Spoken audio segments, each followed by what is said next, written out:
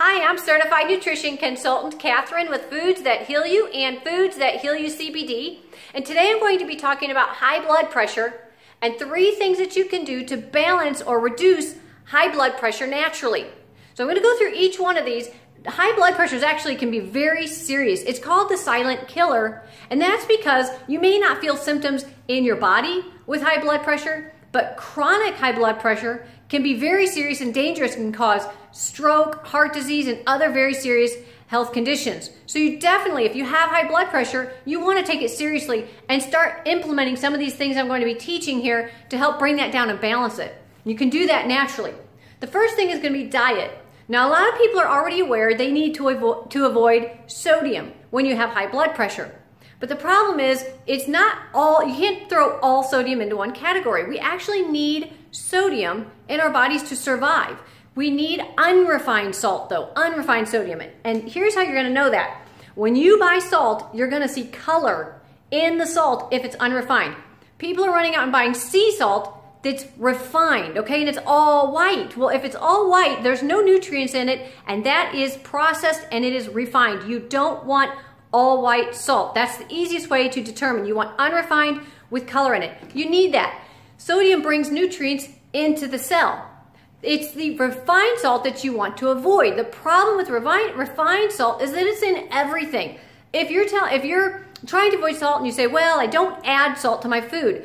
Most people actually don't add a lot of salt to the food. The problem is the hidden refined salt. When you buy anything in a package, I mean absolutely anything in a package, a bag, a box, frozen, look on the label. I challenge you, look at how many milligrams of sodium are in there. And if it says sea salt, don't just assume it's unrefined sea salt. That could be refined salt also. That might not be healthy either. You don't know. The best thing to do is avoid prepackaged processed food as much as possible and read the labels. Keep the sodium as low as possible when you're buying a processed food. They can really sneak it in. They can sneak it in deli meat too.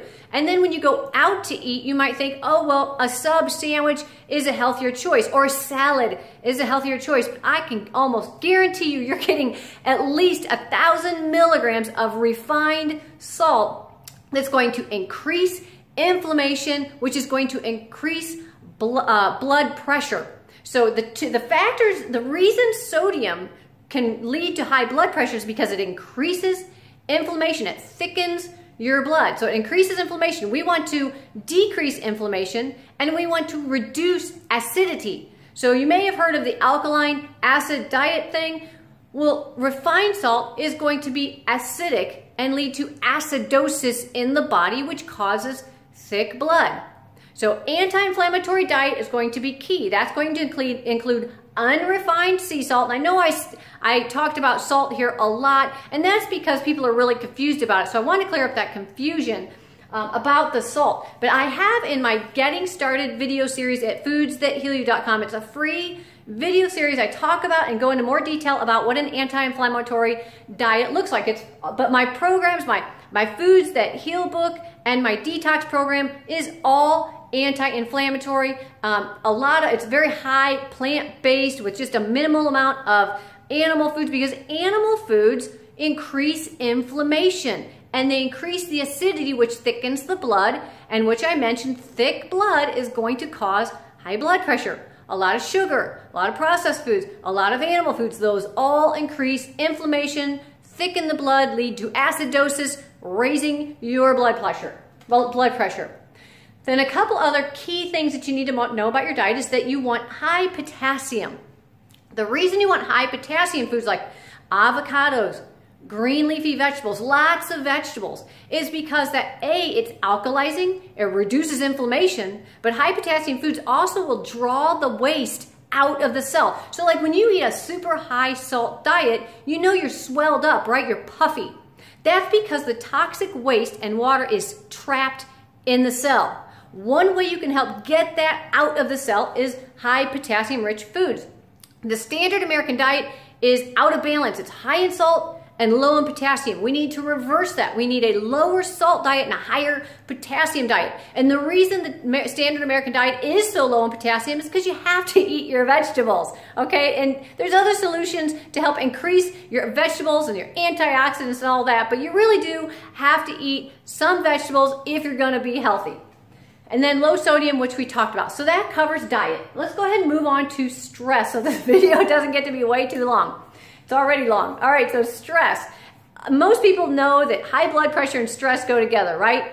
So there's a couple recommendations I have for stress. One is I have a video series on adrenal fatigue and adrenal stress where I cover 9 practical tips to help you manage stress. Because stress is emotional. We get all caught up in our racing thoughts, and we live in a very high stress society. We get stressed out, we get stuck in our head, we start to breathe shallow. So a couple really practical things you can do is just start breathing. Go outside, take a walk, get out in the fresh air, get out of your head. If you take a walk and you're stuck and you're racing in your thoughts while you're on your walk, you're really not doing it right, okay? So when you go outside, go on a walk, you want to pay attention to nature, get outside of your head. That's gonna help tremendously with stress, and that's just one of the tips that I cover in my series. And then the second thing you can do to help manage stress would be CBD hemp oil.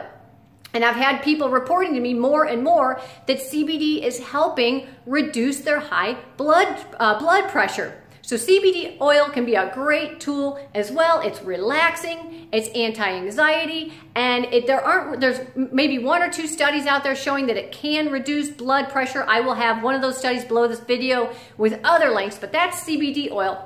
And then that also falls into the nutritional supplements category. So a few nutritional supplements that you can take, one of course would be CBD hemp oil. And people are gonna ask me, what's the best product for high blood pressure if you're taking CBD hemp oil? Well, it's actually at that point gonna depend on preference. Do you like drops with flavor? Would you prefer vaping? Would you prefer a concentrate that doesn't have anything added? It really depends on preference. So I would base it on preference and just make sure you're getting a high quality CBD oil. I have an 8 video series, video training on CBD oil that if you sign up for my newsletter on the CBD site, you'll have free access to that, okay? Another nutritional supplement is going to be magnesium. So magnesium, just like CBD oil, can be relaxing. It's considered the anti-stress mineral. And there's a lot of different types of magnesium. You can take magnesium citrate, glycinate, a bunch of different types. I have here magnesium chloride that I just add to my waters. That's an easy one. You can get this Pure brand glycinate. That's a great one for anti-stress. So there's different magnesium supplements that you can take. Again, you really do want to try to have a lot of fruits and vegetables because that's going to naturally increase your magnesium. But when you're stressed out, our body's depleted of minerals, magnesium and potassium. All right, and then what else do I have here? I have Fulvic ionic minerals are another nutritional supplement that can be really terrific. And the reason they can be helpful is because it helps replenish minerals that are lost when you're under stress. So this is going to help alkalize. And as I discussed earlier, we want more alkalization because an acidic body is going to have thicker blood. So we want to alkalize, make sure we get our minerals. And the other really cool thing about fulvic ionic minerals is it's going to help release the toxic waste that you're holding in the cells. It's going to help release it, get that waste out, and reduce that inflammation. We want to reduce inflammation. Then another supplement I have here is Organic Daily All-in-One Greens. This is a great way to supplement your green leafy vegetables, your green herbs. Antioxidants are awesome for when you have high blood pressure or any kind of health condition. These taste good. They're easy. I have this on my foodsthathealyou.com website also. And the supplements I don't have here, I'll put the Amazon links below so you can find them.